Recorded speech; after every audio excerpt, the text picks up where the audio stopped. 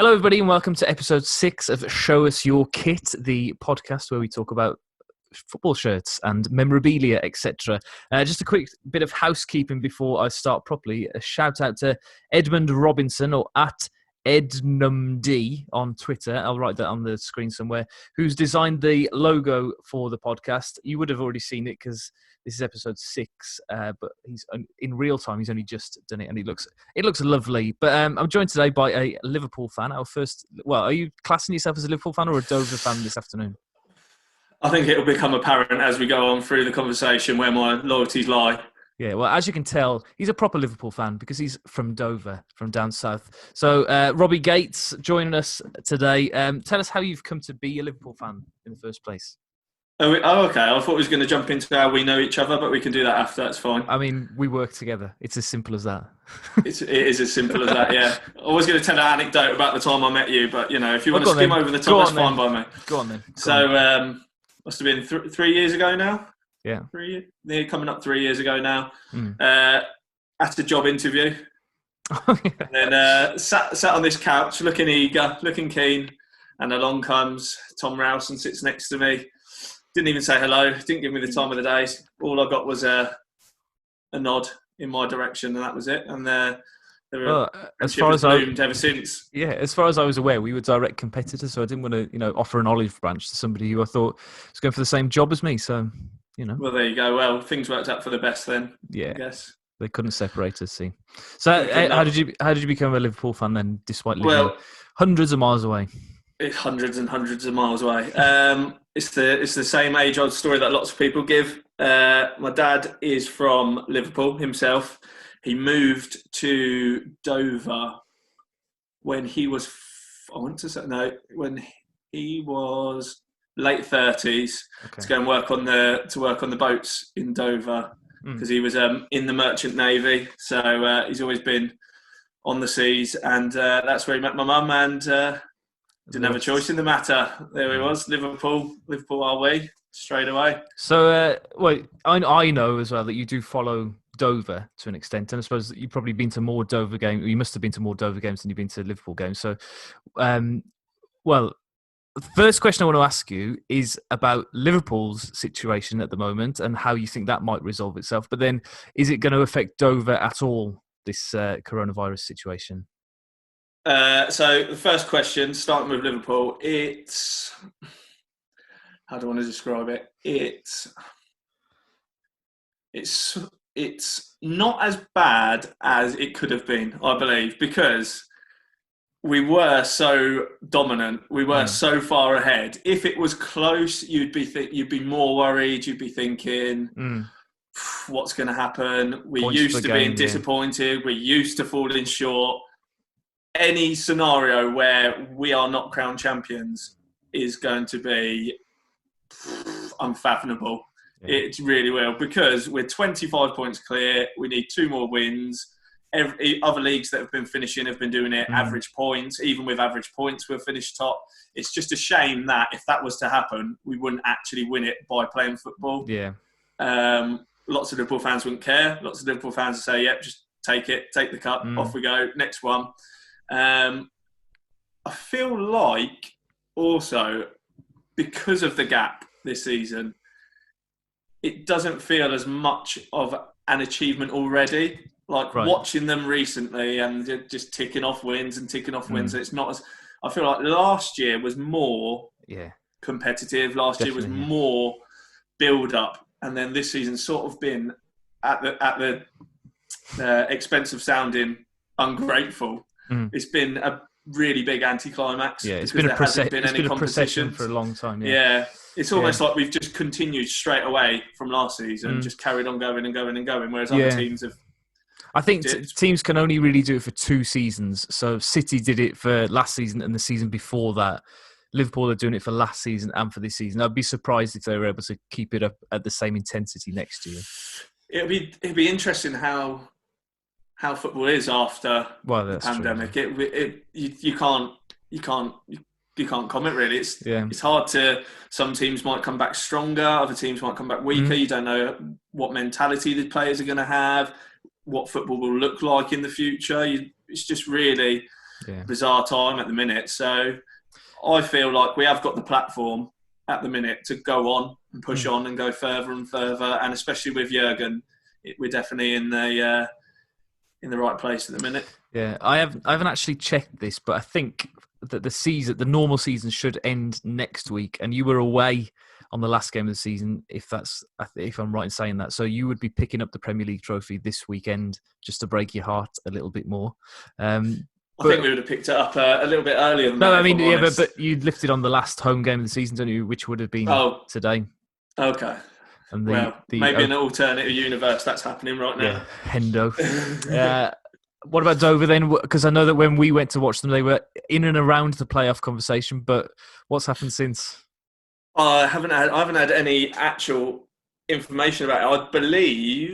I don't think the way it is at the minute that they're sort of a priority to carry on. If that makes sense, I think they're keen to get the Premiership going again. I don't think at that sort of level they're really pushing towards finishing off their season. I believe that is a league that might end up being null and void. What about the financial implications? Do you know much about that? Not first hand. I just think the gulf between if Premiership clubs are saying they're struggling and they're trying to furlough staff, what must it be like in the National League? What must it be like? Yeah. We went, and what was the attendance? I think it was about 700. Yeah, between 700 and 700. There you go. 700, £15 a ticket. Yeah, that's hardly anything, is it, for a club to sustain themselves over a period of months with no revenue coming in?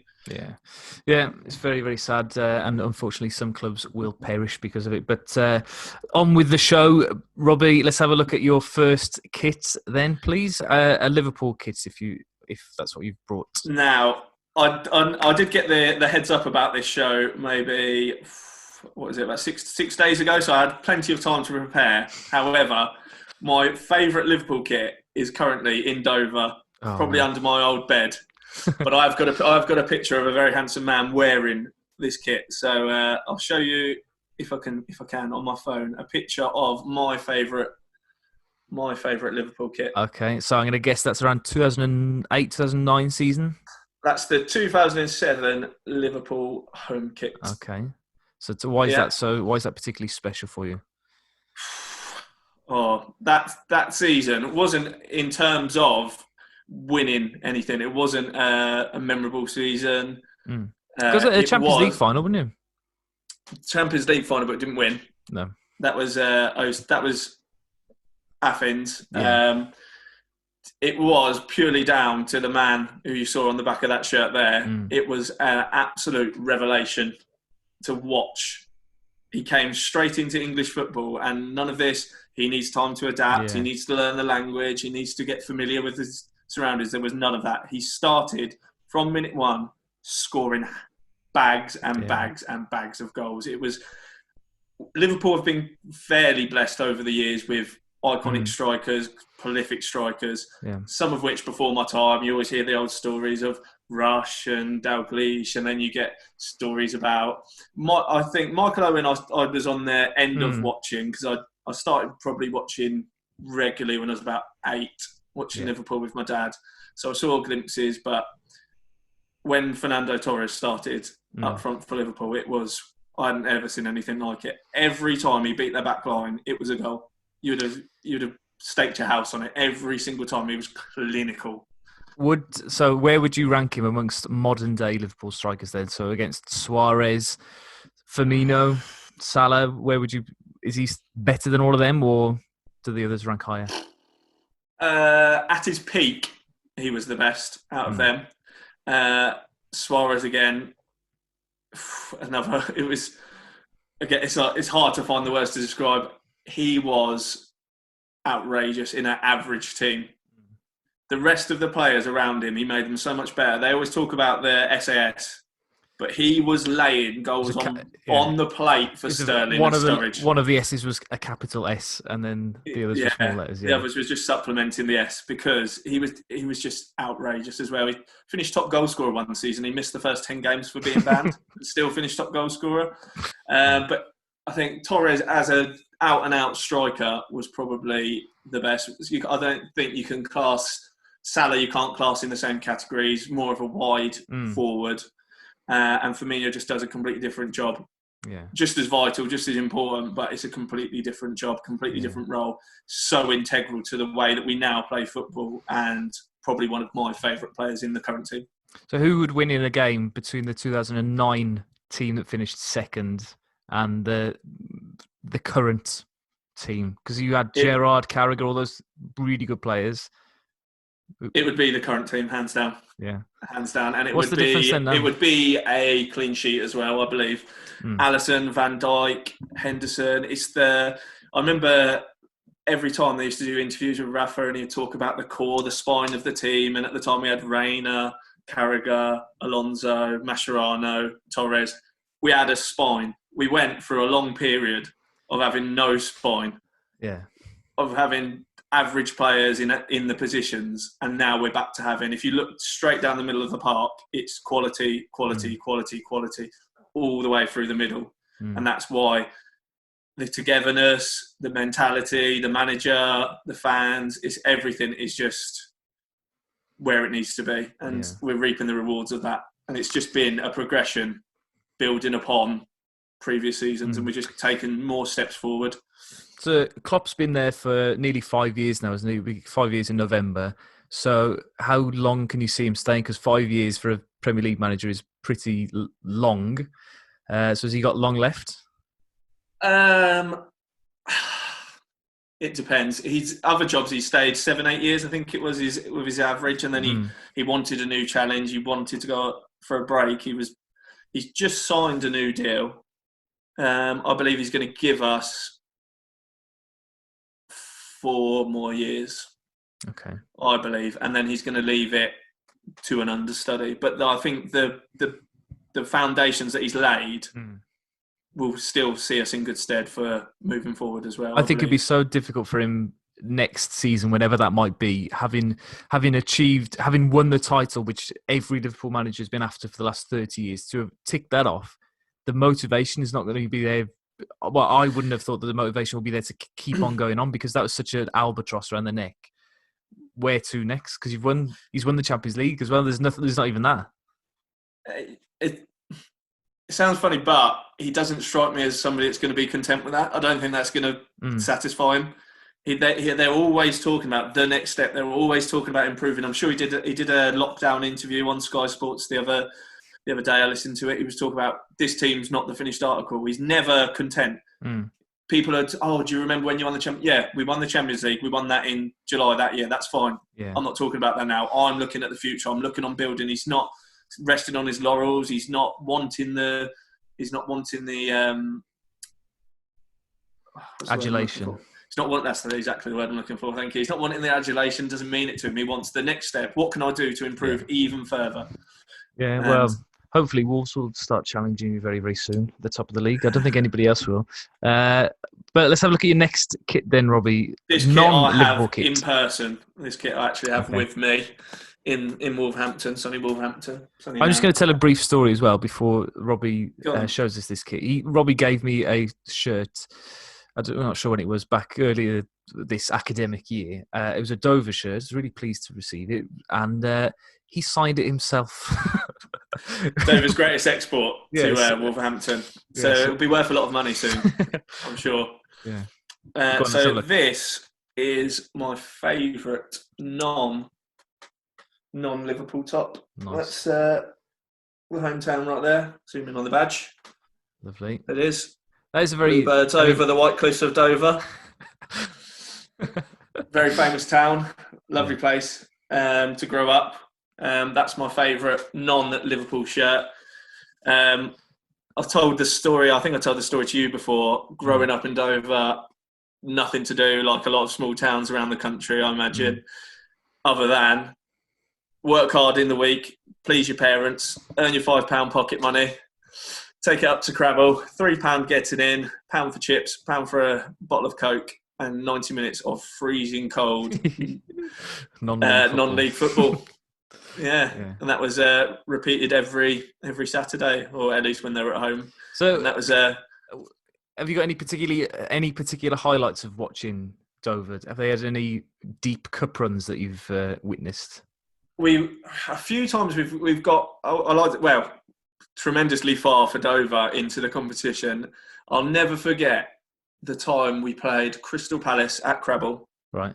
The year will escape me now, but I remember watched it live. It was the highest ever attendance at the Crabble, packed to the rafters. Got absolutely destroyed by Crystal Palace. So you watch it in person, you go home, you watch the highlights, and it was on BT Sport. Yeah. Robbie Savage commentating, and he comes out with a line, "They've got to do better." He's telling a team that was 95 places lower down the football pyramid, they've got to do better than this. They were about 4-0 down, and they're coming up against arguably Crystal Palace's first team, and he comes out with that pearl of wisdom. So thank you, Robbie Savage. Yeah. Unbelievable. Have you ever got close to making it into the Football League? Have you? Because they're not a team that sort of has flirted with promotion as for the neutral point of view, anyway. Then they never seem to quite reach the heights of a first. So in that league, it's first goes up and then playoffs. Yeah, they've never gone on a run of looking like they were ever going to be first. They've been in the playoffs a few times, but never made it past the first knockout round. So they've got to the playoffs. This season, it was a possibility. When we went to watch them, they were on course for it. They were it was like terrible the tightest. On that game. There was about 7 or 8 teams within 6 points of each other, all vying for the playoffs, and they were absolutely shocking. Yeah. Well, funny story about that day as well. So me and Robbie went to watch Dover at Solihull Moors, and Dover got beaten 3-0. Liverpool were playing Watford that evening, and Robbie said in the car on the way back, "At least I won't see Liverpool lose 3-0. And lo and behold, they did. But I think Wolves won that weekend, didn't they? Wolves beat Spurs. So Wolves was the only team out of the 3 that I like to follow that did well. So the next part of the show, Robbie, we look at some video clips. So, actually, I'm going to show you something else. Or I'd like you actually to explain, please, the pictures that you've emailed to me.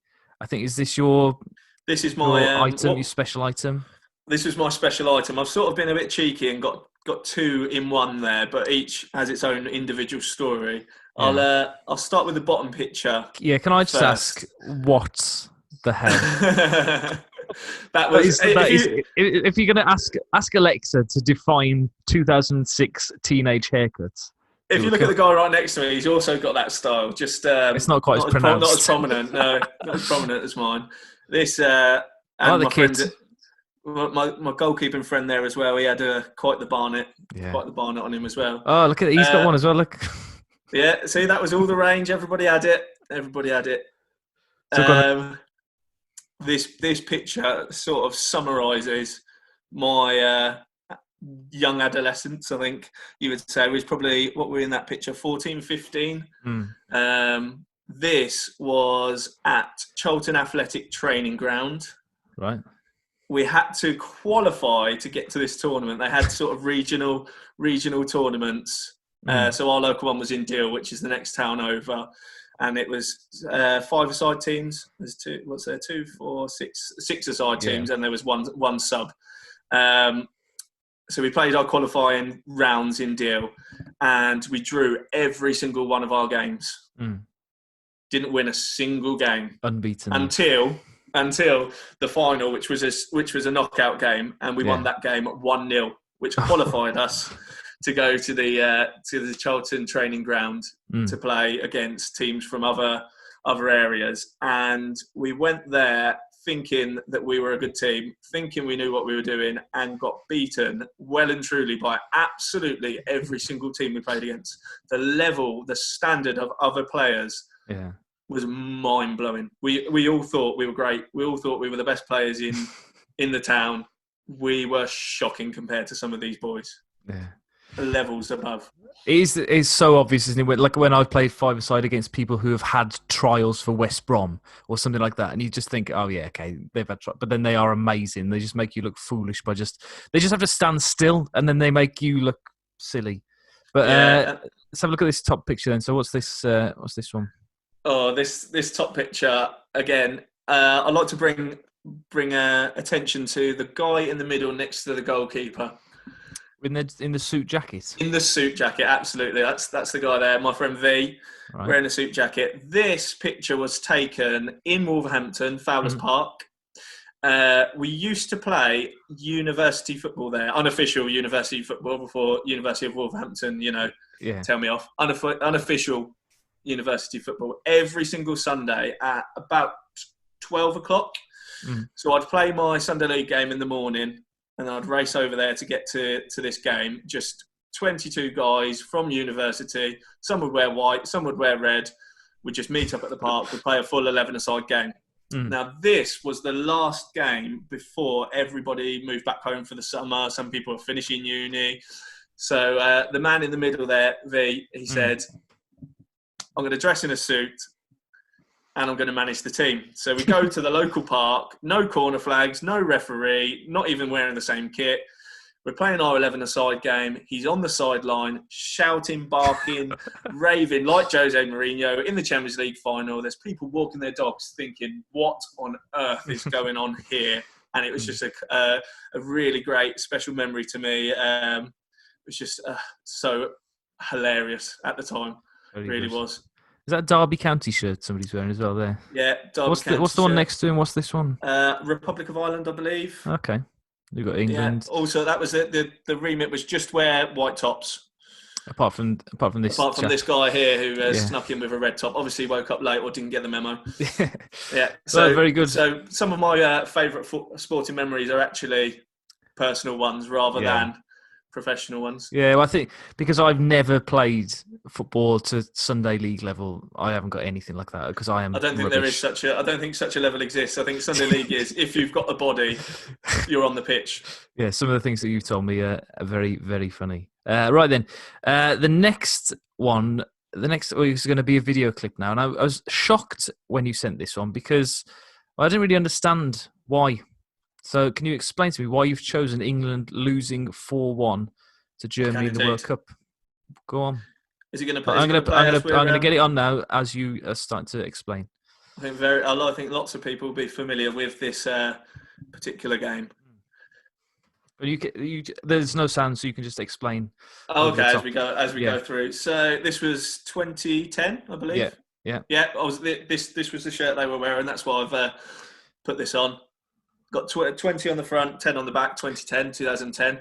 At the time, I was working at a sports shop, so I printed it myself, put the numbers on myself. This was probably, I would have been 20, so my first real World Cup experience, being an adult, being able to go out with my friends, being able to go to the pub to watch it. We actually had in Dover one of the giant screens fitted for the Olympics, and they showed all of the games on the giant screen. So there's every person in Dover who emptied into the town square to watch the game. Everyone, as they always are with England, filled with false hope and thinking that great things are going to happen just because we are England. And this game, for me, highlighted how far behind the rest of the world England were in terms of actually being able to play football. I think it illustrates perfectly the levels above that other countries were when we thought we were great. Yeah. There's a lot of arrogance with England towards tournaments, particularly in this time. Between 2002 and 2014, I'd say. I think it's sort of died down in the last couple of years. But, I mean, look at the defence you've got. Matthew Upson and David James. And as you watch, John Terry's in there, Ashley Cole, some of arguably England's greatest ever defenders. The line there was absolutely shocking. It was all over the show. That's one ball over the top, beat them. It's got a player to cross it to there. It's just shambolic defending. Gerrard would have been in that team. It was like one of our best teams. Yeah. And they got made to look absolutely amateurish. And they did get back in the game, though, a little bit here. This is Matthew Upson scoring, isn't it? I remember also it was the game where I realised who Muller was. Muller was absolutely unplayable this game. I think in the second half he really comes out by himself. Yeah. My favourite moment's coming up soon. Watching this as a probably 20-year-old on the big screen in the middle of the market square. Frank Lampard clearly makes it 2-2. Clearly makes it 2-2. I saw it on the big screen. I thought, wow, we're back in this. This is it. No sportsmanship there from Neuer. None whatsoever. He clearly knows that's over the line. He knows. Yeah, but you would do the same, wouldn't you? You're not going to pick that ball up in a World Cup and go, yeah, that went in, ref. Sorry. I mean, he'd get some award for sporting behaviour, but he would also get lynched by every German. He would indeed, but I just think that was poetic in the way that it was taken. I don't remember that. I don't remember that free kick from 40 yards smashing against the bar.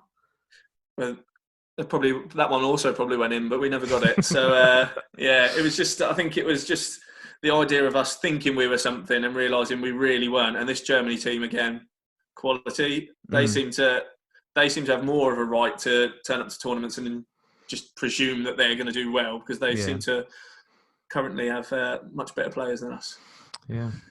Right, I'm going to end this video now because it doesn't get any better. Well, it's not going to get any better. I don't understand why you've chosen it as your favourite. Well, one of your favourite clips still because it's one of my favourite clips because it enlightened me to the fact that England were not. My eyes were open as a casual fan. My eyes were open to the idea that we were not what we were portrayed to be. I think that's what it was. Okay, so it was more of a lesson, bit of education. More of a lesson in football, yeah. You're not always the best team. You will have to suffer heartache sometimes. And the second clip that you've sent me, again, I'm a little bit surprised as to the one that you've chosen. I'm not surprised that it's a Liverpool comeback, but I was expecting it to be a more recent one. So why is this one against Dortmund from, I want to say 2017? Is that right? 2016. Can't remember the exact. It's either 16 might have or it on here. Might have it on here. This was. It was a reminder to those people that had forgotten about European football and Liverpool. It was a reminder because we'd obviously had 2005. Everybody remembers that comeback. Some people will have chosen that as their best ever game. Yeah. This was a reminder that we can do magical things in Europe. This was the first time in recent years that we were back playing regularly under Klopp in Europe. We were back competing. We got to the final this year. Obviously, didn't win in the final. Klopp's not got a great record in finals. No, it was Unai Emery's Sevilla, wasn't it, that beat you? He was indeed, He was on that hot streak. Yeah, 1-0 up and then lost. This game, it was the insurmountable odds as well. We were down 2 goals. Then we thought we got ourselves back in it. And then they scored again and we came back again. Another reason why this is probably one of my favourite games is because it's probably one of the last European games that I watched with my dad, I would think, because I was back home at this point. Right. So I watched this one with my dad. And it was just that I always remember in the 2005 final, him saying to me, you never know if we get 1 goal. And I said, Dad, you're being silly. But he's been there, he's done it, he's seen it all. He's lived much longer than me. He knows more than me about football. But it's just brushing him off. And it happened. So it was that it's not over. It's never over. Yeah, see, I remember watching it as well. And at that point where Royce scores, I think, well, that is surely... Lots of people thought it was over again. But obviously they show that it wasn't. I think this was, again... As Klopp started, it was building that mentality. It was building that never say die attitude. And it's been shown so many times of recent years. We won against Aston Villa, 2 goals in the last 6 minutes. We won against Leicester, penalty in the last minute. The Barcelona game, again, which I was close to choosing, won 4-0 at home. They didn't have a sniff. That was probably one of the best teams in Europe that year. Shut them completely out. It's even the game that you mentioned earlier, the Watford game, we went 1-0 down. I wasn't panicking. I was certain we were still going to win. Went 2-0 down. I'm still quite confident we're still going to win the game. The way that we've been playing, it was only when the 3rd goal went in that my actual confidence drained from me. But this was the stepping stone to the team that we've got now. And nice of Lovren to get the winner as well, because it gets a bit of stick. Yeah, what I remember from this game in particular, I heard somebody else talking about it earlier in the week, was because Dortmund also sing You'll Never Walk Alone. And I remember listening to it on the radio for some reason, not watching it on telly at the beginning of the game. and just the commentators just stopped talking and just let the crowd sing, because usually you have boos or you have the opposition trying to out-sing or spoil it, but it was just one of the most spine-tingling moments in football. I loved that moment. I think we've come to a conclusion. Robbie, is there anything else you wanted to add? Any particular stories or memories you wanted to recount us with? Regale us with? Not recount us with. No. That's. I think that summarises nicely my love for Liverpool and Dover, and also, quite fond of Wolverhampton as well. Yeah, lovely. I've had to stop going to the games, as every time I go, it's a 0-0 draw. Yeah. So for the sake of the team, I've stayed away. I mean, there's a couple of games that I would have liked to have come to see a 0-0 draw, but never mind. But anyway, thanks for joining me, Robbie. I'm sure we'll have you on again in the future. But in the meantime, everybody else, you can like the video, subscribe to the channel, and check it out on Spotify and iTunes and everything else as well. And we'll see you all again in the future. Goodbye.